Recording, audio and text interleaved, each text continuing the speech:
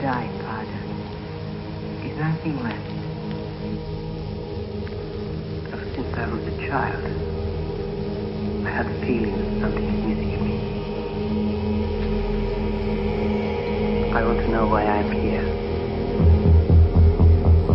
Can any of us know that? Become yourself. Then God and the devil don't matter. I want to learn. I want to understand. Be careful. Can you find the force to enable these two quite opposite lives to live together in yourself? At any moment, the wolf can devour the lamb. And you must learn what it means to become responsible. This is an exact science. And that is why you are here. From the foreknown history to the unknown future, this is Red Ice Radio. For the Seeker.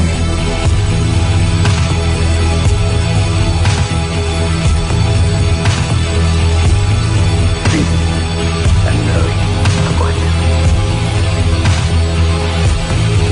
One must strive to know.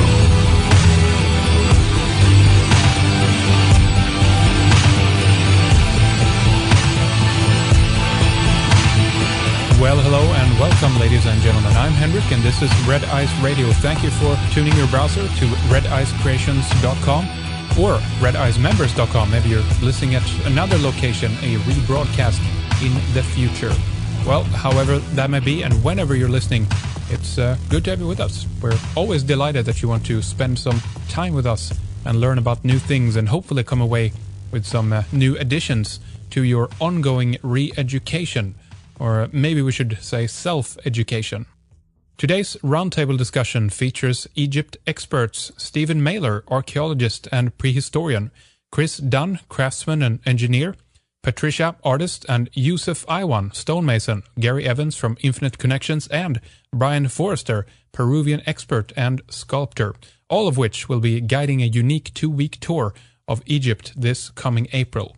And having this many people on at the same time is always challenging audio-wise. We do have a little bit of an echo in the first hour, but it's going to be taken care of by the second, so thank you for your patience.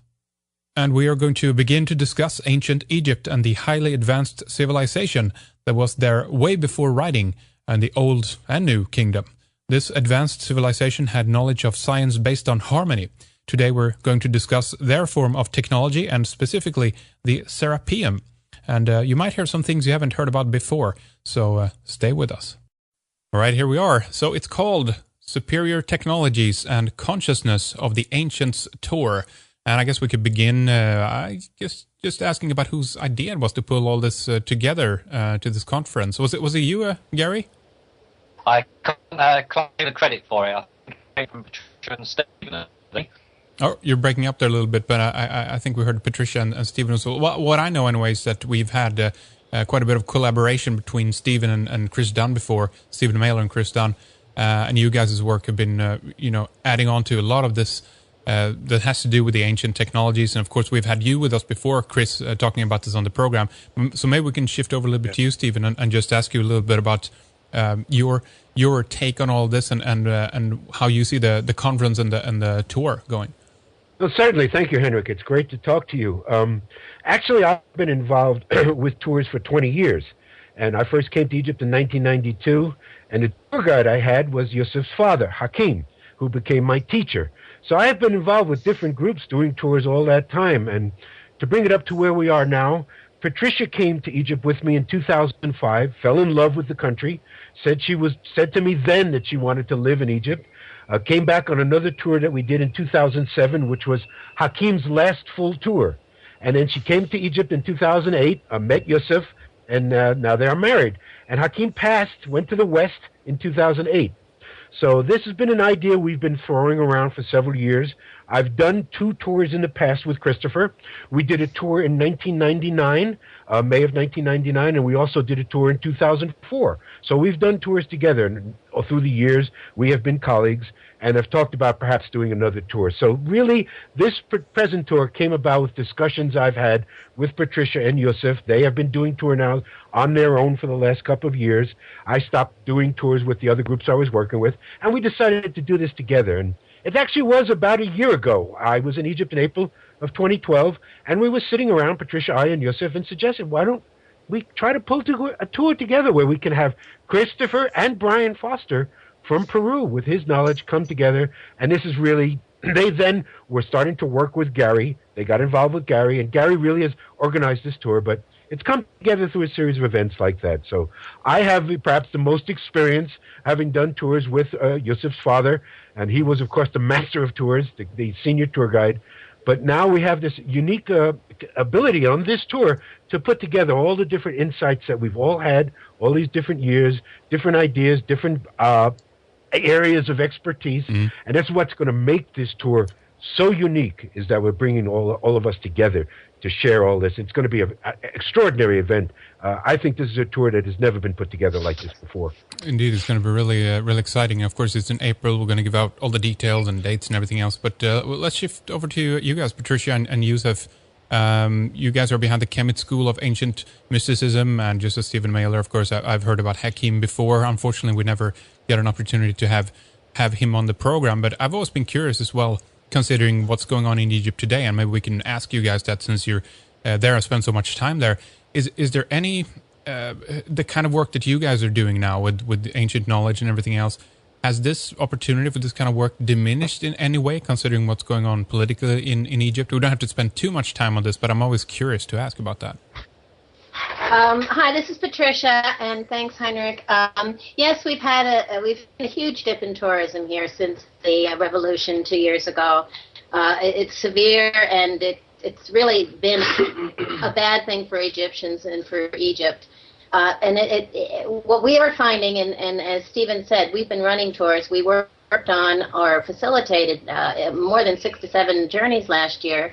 None of them were affected negatively by any political events, and we don't see it in our daily lives. Everything is business as usual. However, the media seems to have this outblown.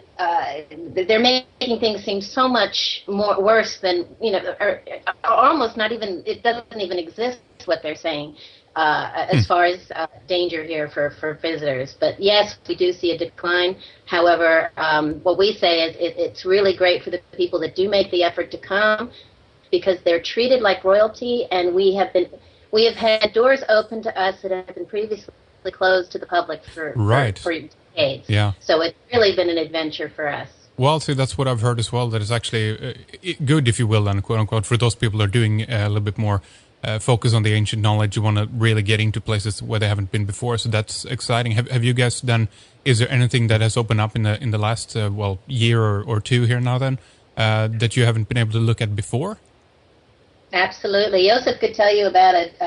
We were able to go into the Ben Pyramid.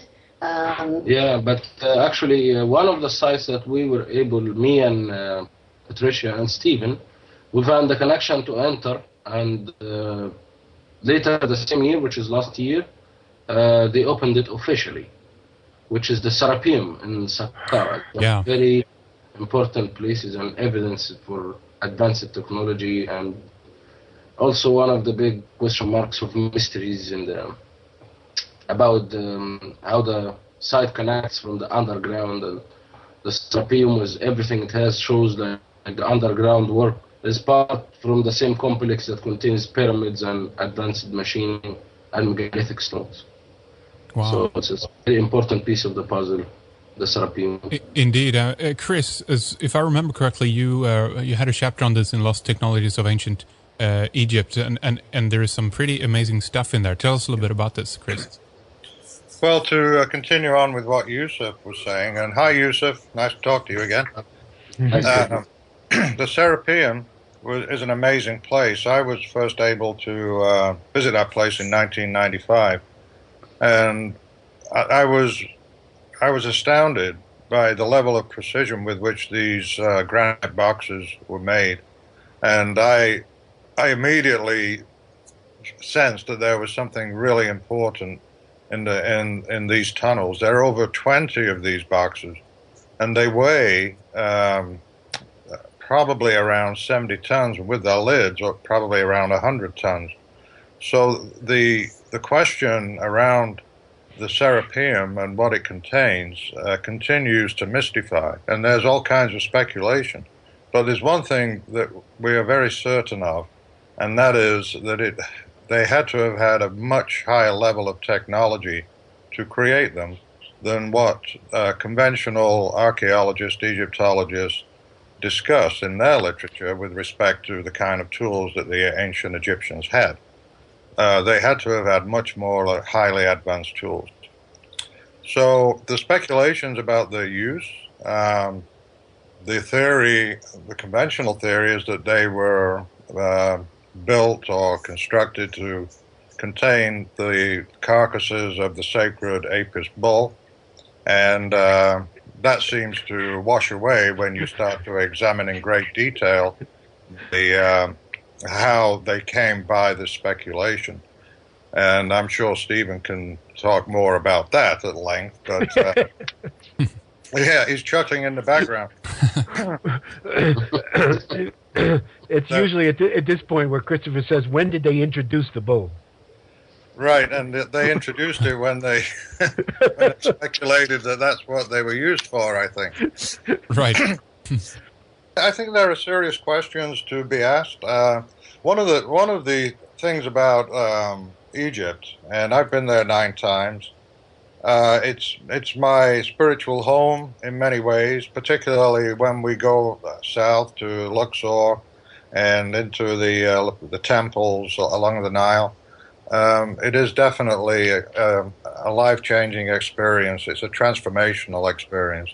And as an engineer, I go there and I'm humbled by what the ancient Egyptians accomplished. In other words, when we compare what they did with our modern society, it would really stretch our abilities to the limits to recreate it. In some respects, we probably wouldn't attempt it because of the enormous difficulty in constructing some of the monuments that they constructed back then. Well, it's an amazing find, of course, and if we stay on that for a little bit more here, Chris, you wrote about it first, correct? And then you actually had an opportunity to get in there. Is that how it unfolded for you? Yes, I've been able to get in there. I tagged along with Graham Hancock and Robert Baval when they were filming with Netherlands Television back in 1995, and I had a simple straight edge. It was it was a very short straight edge, but it was precise. It had a surface tolerance of about 2/10,000ths of an inch, but that was enough for me to indicate to me that there was something more about these boxes than what we've been led to believe. Following trips to Egypt, I attempted to get into the Serapeum several times. In 1999, I attempted to get back in there. It was impossible. Then in 2001, I got permission from Zahi Hawass to go in there, and I was able to take better instruments to do further measurements. And those photographs, I think they're on my website, gizapower.com, and I think they're also in my book, obviously, and I discuss it in great detail in Lost Technologies of Ancient Egypt. But that to me is the smoking gun. It is an incredible site.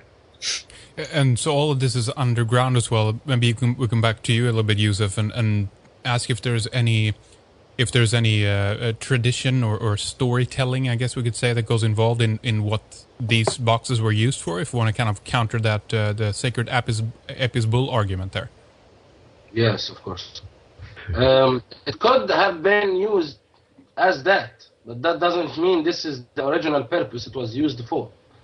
And this is exactly how the Egyptologists can date and relate, or like put the timelines, or say this was made by whom, is according to the writings. So these boxes had writings on them. But if we compare between the handicraft or the craft, the machining of the boxes, and the handwork of the writing, it's so obvious to recognize that these writings were added much later. And it doesn't really identify this device. Who was it built for? Why was it built for? So this is what we know in Khemitology as the site transformation. This is what happened. People inherited very, very ancient sites and then added writings to them, and layers and layers and layers of history.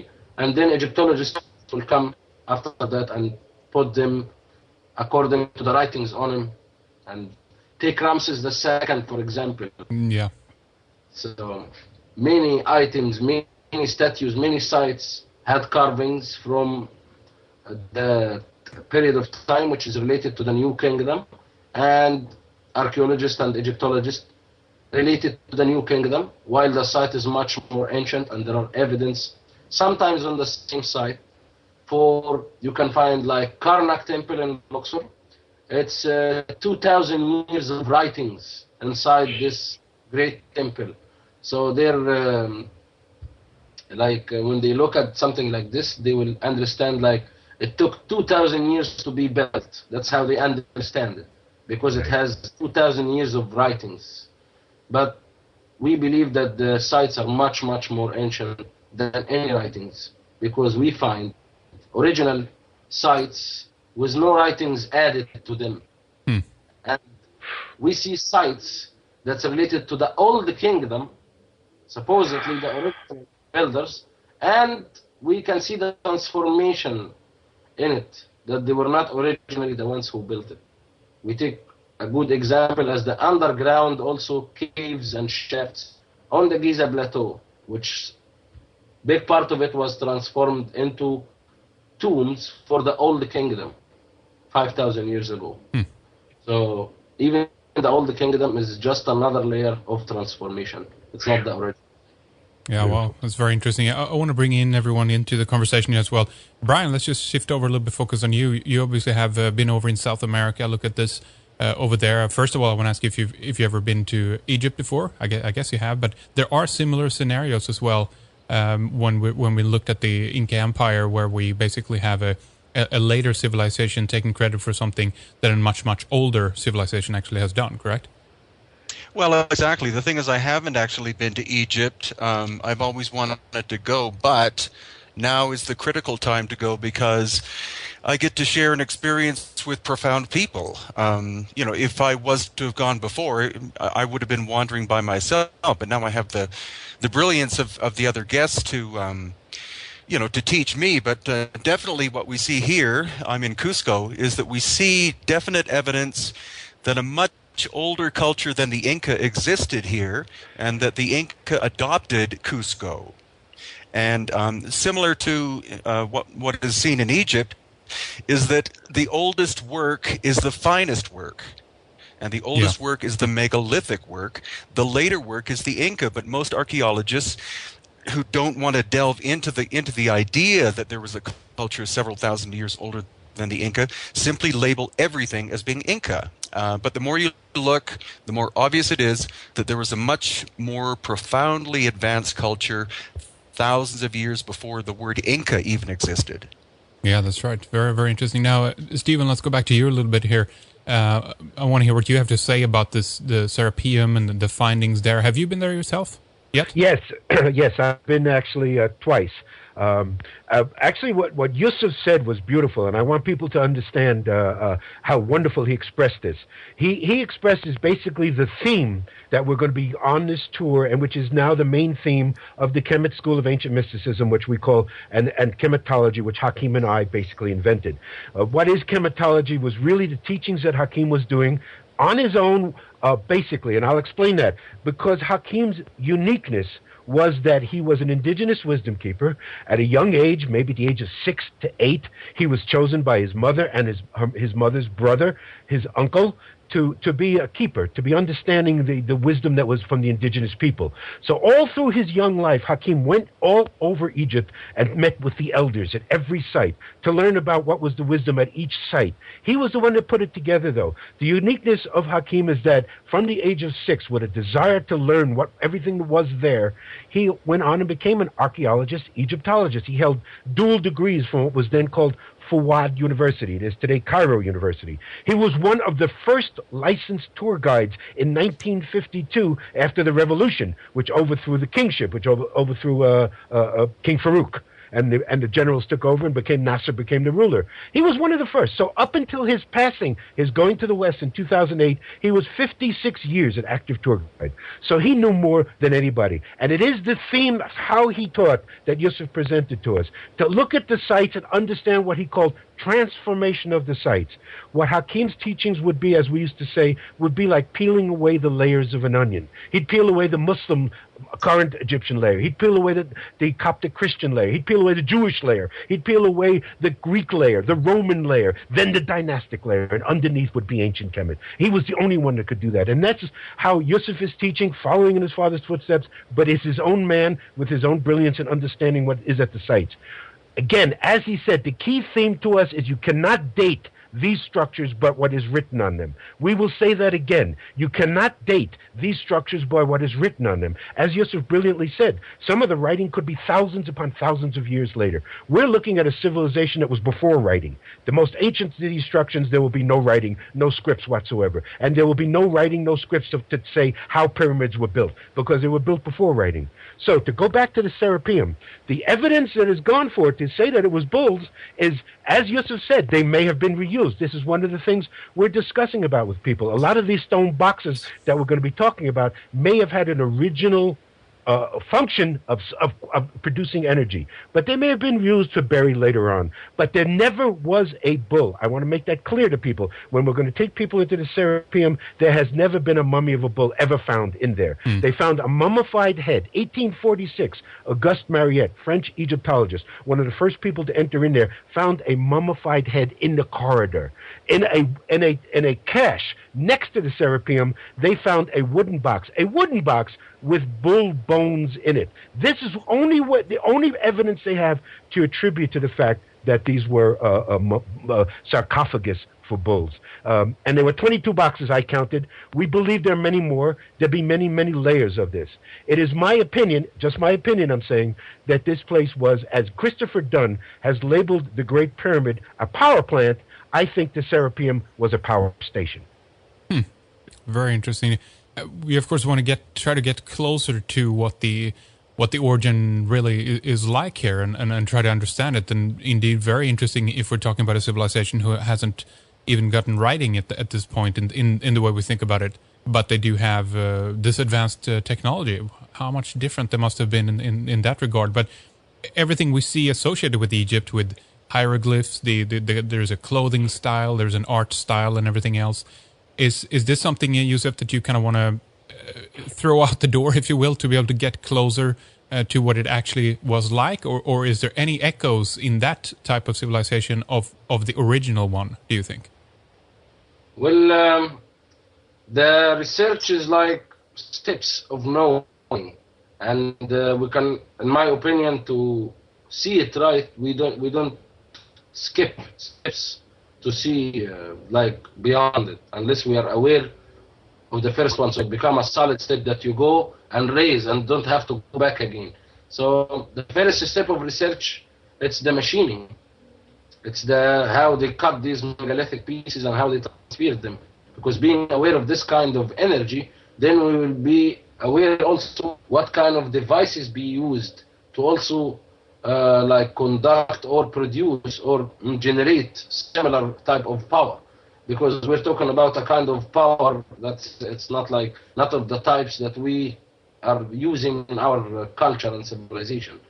We're talking about bioenergies, and this is very, very flexible word that almost contain everything, and that's almost what we see in the site. We see everything, every stream of energy running through, from natural elements, sound frequency, magnets, electromagnetic, radiobiology, cosmic radio, you name it. And this is from the part so we see it as three parts: how it was made, how it was working, how it was functioning, what's the dynamics of it, and then why it was made. This is the three levels of looking at the sites. And more than one pyramid can be part of the same complex. Actually, the whole Boo Wizard can be one huge complex connecting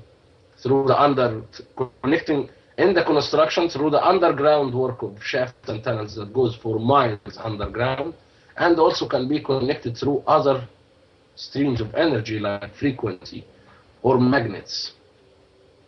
Not to mention that it's all built on the ley line, all of it.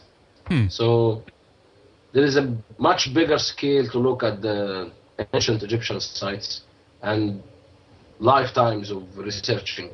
So we're so grateful, of course, for all the work my father did, and Stephen, and everybody. But I'm talking especially or specifically about Khemitology for my father and Stephen Miller, how they developed the seed of something very special. And when we launched this website, me and Patricia, this tour was the tour I'm hoping for to be like on the right track of the teachings of Khemitology. Yeah, well, just to come in on the how and the why, I think that is one of the most interesting things about the tour that we put together, because we've got a good deal of people, of the speakers, that are going to be dealing with the how, and then there's another section of us that are really dealing with the why the sites were made, the priority that they had, because it was definitely a different mindset when we're talking about would we be able to recreate these sites today. We'd look at it in monetary terms, whereas their set of priorities appears to be some kind of spiritual growth underneath everything. And that for me is one of the biggest purposes of my life, and I think many of our lives, how we grow. And it's kind of general perception is, why are you interested in ancient history? Why is it relevant to me today? How does it help me tomorrow? Well, these sites, ancient sites across the world, Egypt, preservation of them is just incredible. I spent a lot of time in Central America recently, and the ravages of time and the environment has really played havoc there. With just the sand colour sites in Egypt. You're breaking up a little bit, Gary. I'm sorry. I don't know why that's happening. We can't hear you properly. Stephen, did you catch any of this? Is this something you can continue commenting on? Yes. Well, Gary's talking about the magnificence of the sites in Egypt and the fact that I think he was mentioning being to South America and Central America, the different environmental situations determine what is preserved and what we can study. And Brian is lucky where he is in Peru and Bolivia. There's a lot of dry, arid. He's finding a lot of burials, a lot of evidence. The amazing thing about Egypt is what Gary was leading to, is the preservation, is the desert conditions, which have preserved so much of what is there. And, one of the few things we always agreed with Zahi Hawass about is when he would state that less than 18% of what's under the sand of Egypt has been uncovered. And again, I point this out, and the magnificence of this tour for people to see is that Yusuf Awayan is his father's son, but he is his own man, and he uses his own senses. And when he goes out in the field, he discovers something new every time he goes out there. So it's an amazing thing that we continue to find new things. There's continue to expand. As he said, we have just made the first steps in the field of Khemitology. It's in its infancy, but we're getting add to it. We have more people coming in. People use their own impressions, their own ideas, and it adds to the field. But it is the idea of the fact that Hakim basically was the first one who was presenting the idea that there was an advanced civilization throughout this area of northern Africa over 10,000 years ago. And what we call Kemet is actually, as he said, would be people of Africa, Europe, and Asia. So it was 42 tribes of people, basically the 42 main tribes of people on the earth today, and it extended not just in Africa. And that's something that people need to understand, that what we would consider the Middle East, Central Asia, even going into parts of Deep Asia, and parts of Europe were part of Kemet. all had pyramids, all had temples, and may all have been in communication with each other. Do you want to talk more about the stone boxes and their use of, and just try to describe the magnificent, basically the architectural feat of pulling this off? Because they're also in a location, as far as I understand it, of being like, wait a minute, how did they even get these things in here, or did they build them in there? What do you think, Chris? Right. The boxes are down deep underground. They're in the limestone rock tunnels. The stone came from Aswan, so they were brought down from down the Nile, or they came 500 miles to this place. They were brought underground in a rough state, and then they were finished underground. The evidence of that can be seen in the site where you go down into the tunnel. There is a hole at the bottom of the ramp, and you'll see a rough box in a passageway. And then there is a rough lid, unfinished. But then when you start going through the tunnels and you're looking to the right, you're looking to the left, you've got these crypts. And inside the crypts are the boxes, finished, beautifully finished on the inside. Some are rough on the outside, but all of them are beautifully finished with their lids perfectly flat and perfectly square with the surfaces. So they're definitely very advanced technology was used to create them. When I first came across these in 1995, I went to several manufacturers in the States to see if I could get one of them to quote the manufacturer of one or to make one.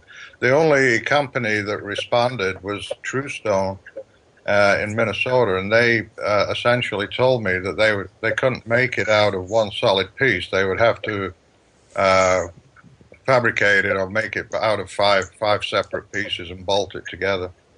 So the that doesn't mean to say that if say NASA got the funding to create something like this, they wouldn't be able to do it. Of course they would, but we don't have the tools right now, the machines right now to create them don't exist.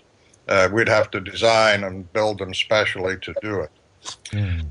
Now, on the subject that Youssef touched on, which, there are several things about them, I absolutely agree with the adoption theory, where the later scratches that appear on these artifacts are not the work of the original craftsman, and that is obvious from a craftsman's point of view, engineer's point of view, even a layman's point of view. I mean, you just look at it and you say, yeah, there's a huge difference there. But the purpose of them, I agree also that it has to have some kind of scientific basis, because the importance of these boxes is the precision, and you don't create that kind of precision unless you have an absolute need for it, because the costs are enormous to create that. I don't think a lot of people don't understand just what it would take to make just 1 square foot of the granite surface perfectly flat within 2/10,000ths of an inch.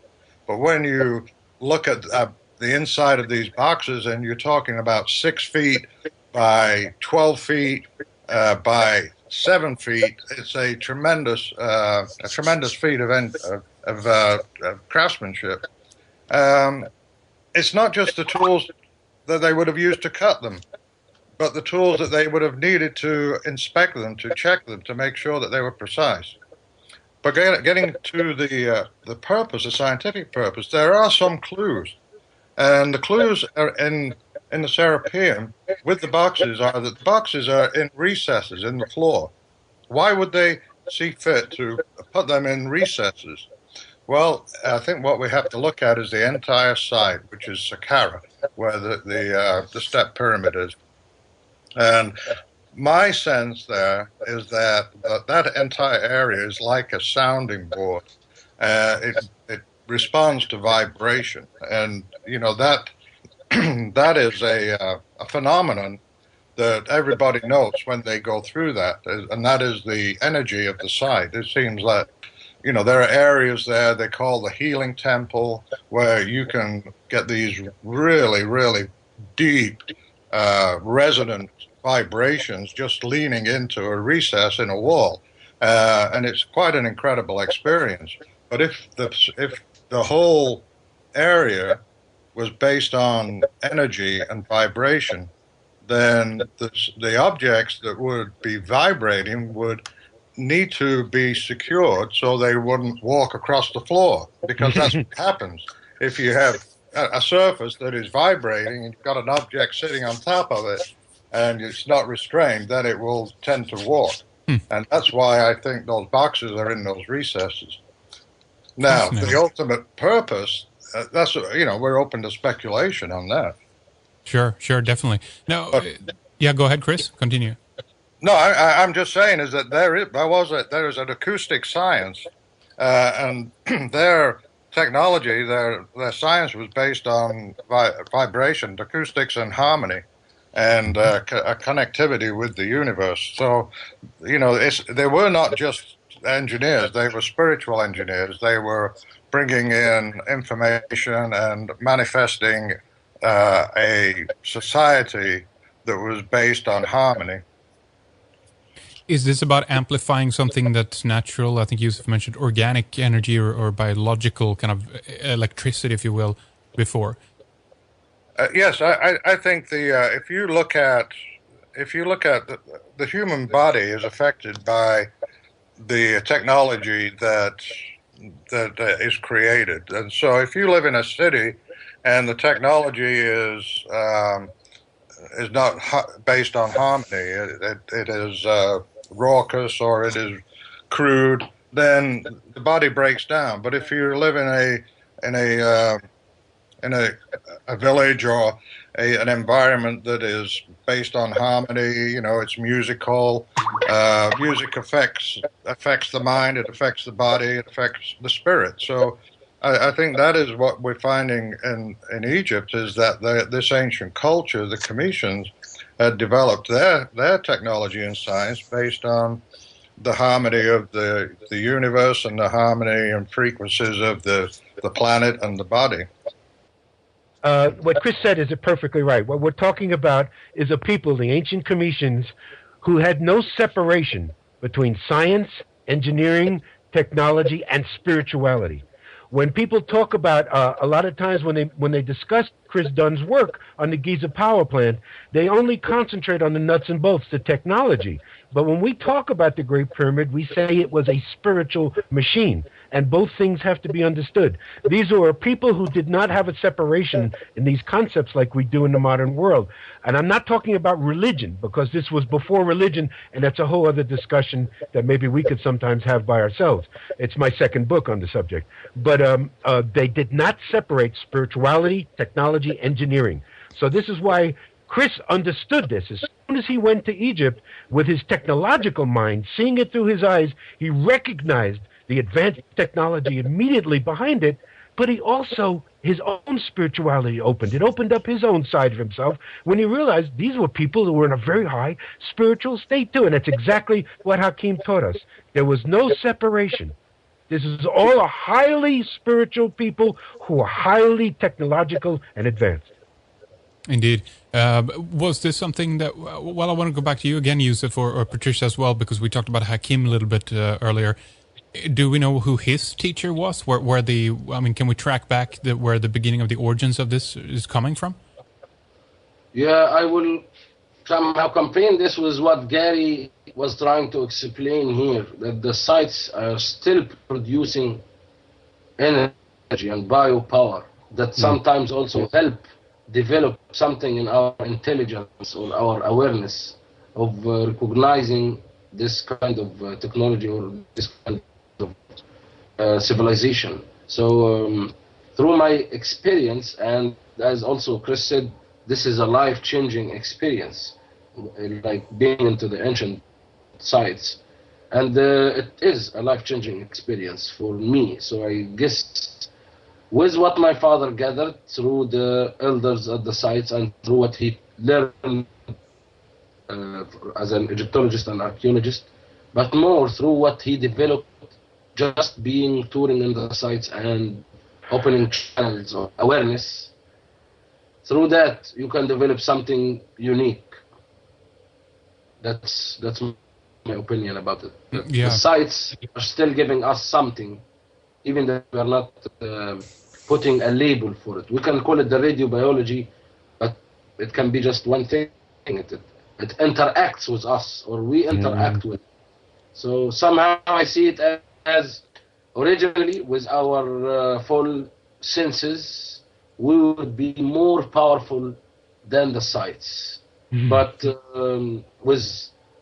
but the world we are living in today, like not tuned in with nature, like the ancient lived, that makes the sites are more powerful than us, and they activate us. But if we are tuned in like the ancient used to be, we can be actually more powerful than what the pyramid can channel or can connect to.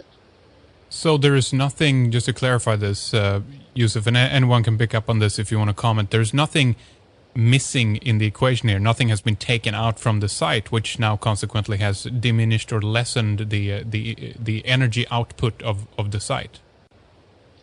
Well, yes, there was lots of things, of course, taken from the sites, because most of the sites, unfortunately, were transformed or used sometimes as quarry. People would go there and take stones or other materials, especially if it was made from precious things like electrum, which is a blend between silver and gold or silver.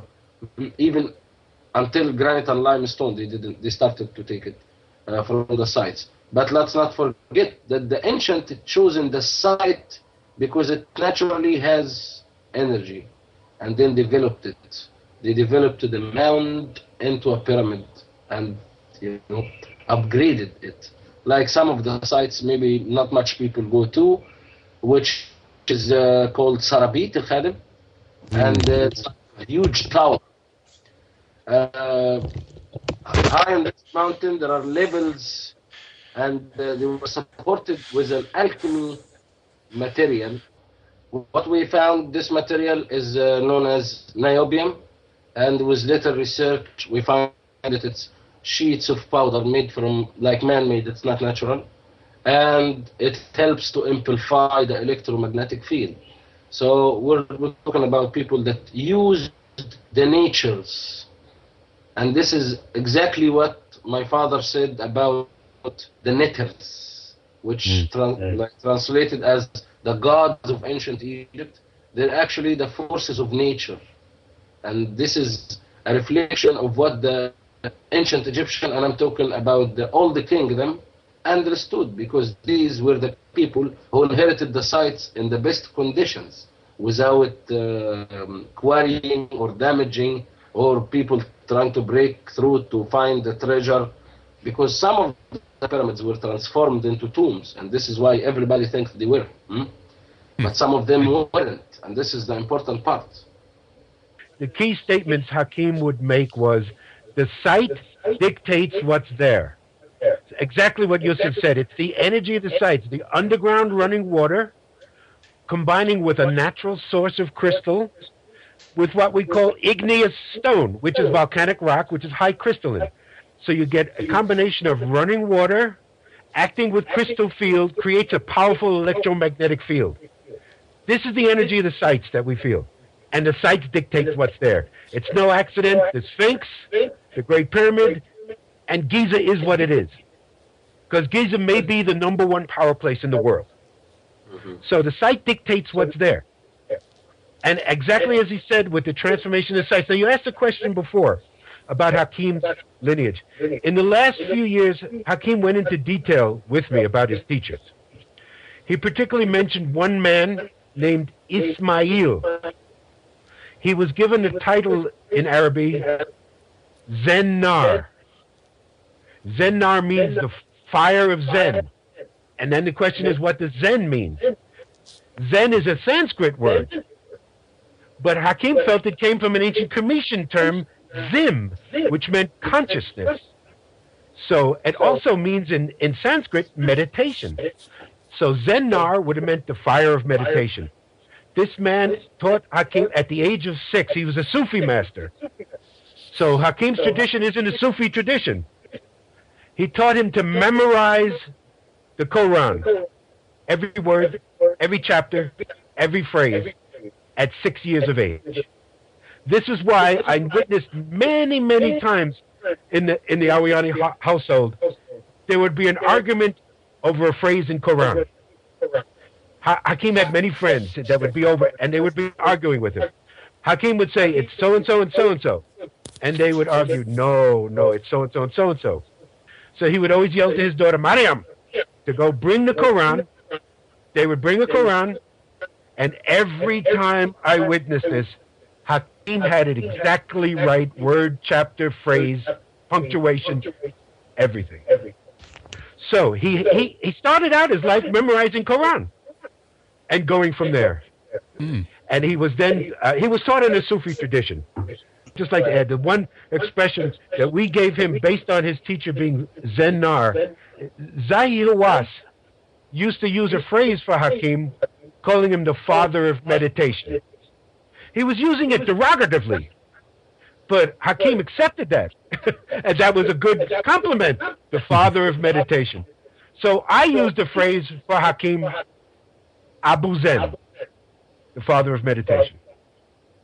I want to go through now one of each and every one of you and give you a couple of minutes. You can mention your websites, about your work, your books, your material, whatever it is. And then, of course, Gary, I want to give you a little bit of time to talk about the event and where people can go and everything. Okay, well, I'm Stephen Mailer, and I have actually been what could be called an alternative Egyptologist for over 45 years, since 1968. I have a background in archaeology. I was trained in archaeology by one of the great prehistorians of the 20th century, Dr. Francois Borde at the University of Bordeaux. So I have a training in archaeology and geology. I've always had an interest in Egypt since I was a young boy. Basically, I don't have my own website, but I'm connected with the Khemitology.com website, the Kemet School of Ancient Mysticism. I've been involved in tours, as I said, since 1992. I was a student of Hakim's from 1992 to 2008. He and I developed the field of Khemitology together, and I wrote 2 books with his collaboration. My first book, Land of Osiris, came out in 2001, and From Light into Darkness, which came out in 2005. I still have possibly another book in me. Hakim and I had worked on a lot of things the last few years, including a retranslation of the glyphs, but I don't know if that's going to happen. All I know is I'm very happy to be able to do this teaching with tours. It is it has been a goal of mine for the last 15 years to be able to do a tour with Yusuf Awiyan, and I'm very anxious in April 15th to 28th to do this tour with us in Egypt, and to do a tour with Chris Dunn in the field and Brian Foster and Gary Evans will be a great experience. I bet it is. It's going to be a lot of fun, of course. And anything else, by the way, Stephen, you want to get in there? Well, it's just that I've had a background in prehistory and archaeology. Since this time, I have 2 master's degrees. One master's was in human ecology, which I did work in ancient civilizations and how they related to their environment. And then my second master's degree through the Women's Studies Department at San Jose State University was in Egyptology, which I did the role and position of women in ancient Egypt. And so I knew before I ever met Hakim that ancient Egypt was a matriarchy. And when I first met Hakim and he started to talk that way about it being a matriarchy, he actually lived, his whole family, his whole life was matriarchal as an ancient Cometian himself. So that really is what attracted me to him immediately. And as I said, I have been blessed. Not only did he make me his student, but he treated me as his eldest son. The concept of pay it forward is very important. These teachings are not supposed to stay. They have to be going forward. This is what Hakim represents is an unbroken line of oral tradition that has existed for thousands of years. Through me now, through his family, through those that we teach, Yusuf continues the tradition. His nephews, his nieces will continue the tradition. It goes on. It is an unbroken oral tradition of indigenous wisdom. Very good. Chris, let's shift over to you a little bit. Please tell us about your website and if there's anything you want to give out there for our listeners where we can read more about your work. Well, certainly. My website is www.gizapower.com. And my background has been in manufacturing for 52 years, and I started to research and write about the Great Pyramid in 1977. And my first book, The Giza Power Plant, was published in 1998. And my second book, Lost Technologies of Ancient Egypt, was published in 2010. So my focus has been on the technology, and had always been on the technology. And of course, after a few visits to Egypt, I started to sense that there was a lot more to it than just technology, and started to tune into the spirit of ancient Egypt. And that's what I try to bring to my guests on the tour, is not just to enjoy and appreciate what the ancient Khemitans accomplished in the material world, but how that affected the spiritual world too. Very good. Thank you, Chris. Brian, let's shift over to you. As you said before, then you're going to go to Egypt now for the first time. It's going to be a lot of fun, I guess, to go with some of these great people and researchers who are going to dig out a lot of fun information. So I bet you're looking forward to it as well, then. Well, very much so. And I've been a student of native tradition since I was a young child growing up in Canada. I actually became I gave up my career as a marine biologist in order to become a professional totem pole carver because I was so much in love with the culture. After that, I moved to Hawaii and got very much involved with the Hawaiian tradition, helped to build a 62-foot sailing, voyaging double hull canoe. And then my interest moved to South America. And for the last 6.5 years, I've been studying the Inca and other cultures, because on my very first trip here, I noticed that some of the stone monuments were far more precisely built than others. And because the local tour guides were not very good at being able to distinguish them, I've had to look through as many sources as possible, and that's where we've, thanks to traveling with Chris as well, we've been able to distinguish at least 3 different cultures living here. And so I was very lucky to watch a series called The Pyramid Code, and on that there was a very wise old man who I was glued to when I would see him, and that was Hakim. And it was after Hakim, seeing Hakim on TV, that I met Stephen. Stephen and I have developed a very close relationship, almost like brothers. And so it's through their eyes and through their experience and being with the Awan family that draws me to Egypt. Very good. And we're going to talk with you last, Gary, because you have all the details, of course, and websites and everything else like that we want to give out and do that. But let's turn back on the microphone for Patricia and Yusuf so we can hear what you guys are saying. And please tell us a little bit about the Khemitology website and if there's anything else you want to mention about both of your work. Well, Yosef and I are the co-directors of the Kemet School, and our website is www.khemitology.com. That's KHEMITOLOGY.com. And we also run a very active Facebook group page that people may be interested in joining in. The Kemet School itself is really an open and free forum for anyone interested in Khemitology and ancient mysteries. And aside from the Facebook page, we really have an open door policy at the house for people that come to Egypt to come in, and we share our knowledge. And we also, of course, as you know, we facilitate tours or host tours and speak on tours. This was not our intention, but we were asked to work on several tours and discovered we couldn't actually teach or share the way we wanted to. And we discovered we've collaborated with a tour guide, Mohammed Ibrahim, who is very well seasoned and very well educated, and the 3 of us together facilitate tours where we're able to do what we want to do with less focus on shopping and more on spending time at the sites. And we also host people that come individually on their own to Giza, and we'll take them out and show them the local sites in and around Giza and the Alexandria area, as I said, also freely sharing the knowledge and teachings of Hakim. Right, very good. Khemitology.com, that's the website, and there's links to Facebook pages right from there as well. Let's talk about all the details, of course, of where people can go to find out more about the upcoming event. Okay, so, well, first of all, you can connect, like Patricia suggested, on the Facebook. Both her and I have got our groups on there, and there's a lot of pollination, my Facebook group is Infinite, as in infinity, Infinite Connections PR, and if you type that in, you should be able to find it. I've also got infinite-connections.co.uk. That's my website, and we can have a lot of information about the tour on there, or you can download the full PDF, lovely PDF that Patricia's put together with beautiful photographs, and that's on her Khemitology website.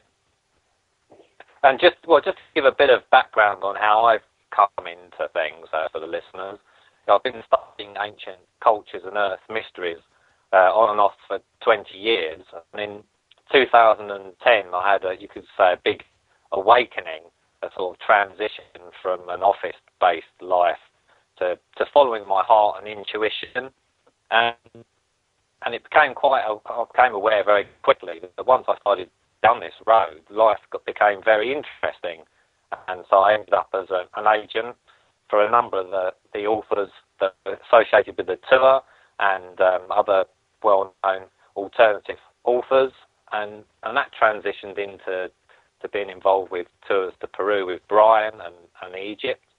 And really I wanted to get to the bottom of the truth.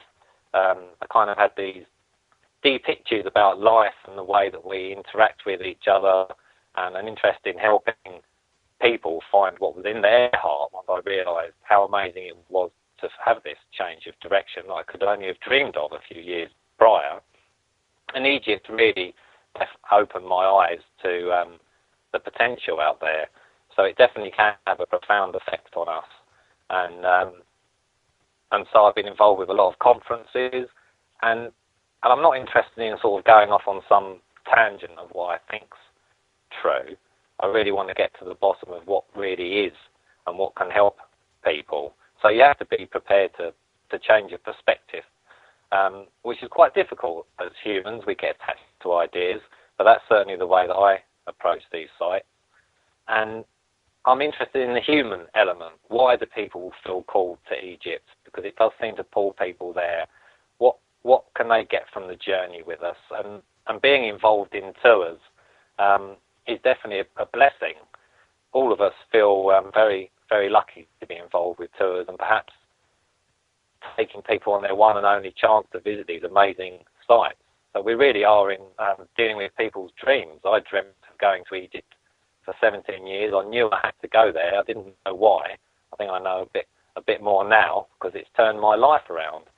So we're very focused on the guest experience. I like to look after the kind of, you could say, the health of our guests if they encounter any problems, particularly with sort of food and water. So we're very conscious of giving good advice, looking after people, right. Keeping an eye on them when they're out and about, because it's a different environment. So we're very focused on that side. And really, I like to interact with the guests before we arrive. So anyone that wants to send me questions, you can contact me through my website. Patricia and I are dealing with a lot of inquiries. We feel that we've put a unique tour together. It's not something we've seen anybody else doing, and it seems to be very well received. We're feeling very lucky. So certainly drop us a line if you've got questions about travelling to Egypt. I've just returned. I've only just been back a couple of weeks. We ran a very successful tour over Christmas and the New Year. So I've been there on the ground. Beautiful, warm Egyptian people as always, very welcoming. No problems for the tour, despite what you might see on the news. So that's one thing. We can give advice on plane travel. We pick you up at the airport. You won't be off the plane very long, and our representative will be waiting. So it's a sort of full experience. If you get to Egypt, or if you're coming from America, you can meet Stephen and possibly Chris at New York Airport and fly over with them. So we've really tried to give it the whole experience and make sure people are well looked after with us, because that's important. Oh, indeed, very, very much so. So that is great. So it's the main Facebook pages and also Khemitology.com. Is that the main websites to go, and yours as well, of course, Infinite Connections, Gary? Is that where people can go? Yes, infinite-connections.co.uk and Khemitology, and both of those websites you can get in touch via email. Otherwise, you can find me on Facebook via Infinite Connections, and Twitter I'm also on, connections_PR. And yeah, just let us know if you're interested in coming or any questions, and we'll happily answer them. All right, very good. Thank you, everyone, of course, for sharing some of your details with us. And this is going to be a great event, and we're going to have the links up on redicecreations.com, of course, so you can click through easily if you want to read more or just find out more, or curious, or if you're already at this point maybe decided that, yep, this is for you, this is something that I want to do, so you can find it easy.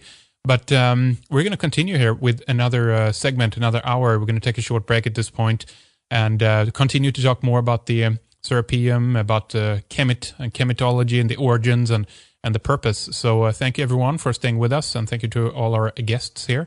We'll be right back after a short break. Talk to you then. In the second hour, Stephen Mailer continues on Khemitology and why these researchers are redefining the field as Khemitology, not Egyptology. He expands on the philosophies of life driven by cycles and explains the stages of consciousness as the ancients understood. We'll speak more about the spiritual machines built at the high point in this cycle. The group expands on the spiritual aspects of the ancients. Yusuf tells us about the power of sound resonance and how each site holds a specific vibration for a specific function.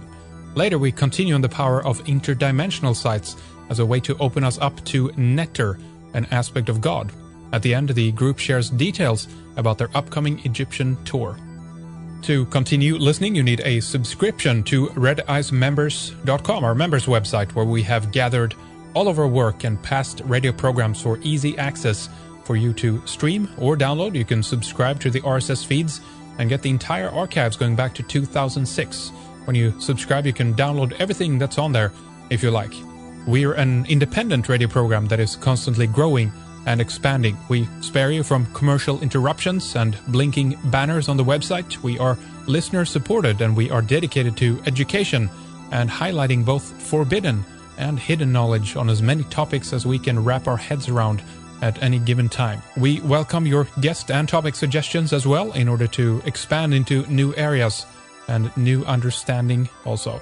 Our next program, we have Danny Wilton with us to discuss Orion in the Vatican. We have many more coming up, including Robert Tyndall, Russell Targ, Lynn Picknett, Randall Carlson, Josh Reeves, Mark Safer, Bill Donahue, and many more. And you have our full list of upcoming guests in our radio archive, either on redicecreations.com or redicemembers.com. All right, we'll return to all our guests on this Egyptology Roundtable right now in the second hour.